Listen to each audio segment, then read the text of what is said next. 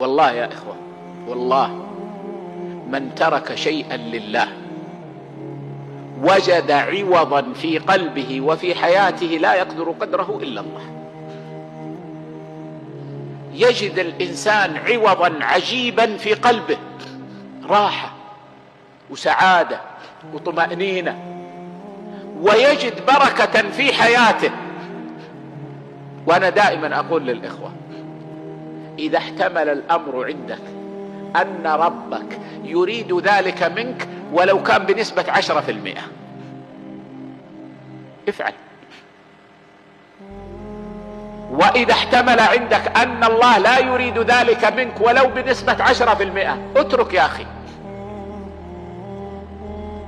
فإنك تجد بركة وخيرا وتوفيقا عجيبا. عود نفسك أن تترك لله، عود نفسك. حتى الكلام مع الناس وعلى الناس، يتكلم عليك الناس، عود نفسك أن تترك ذلك لله.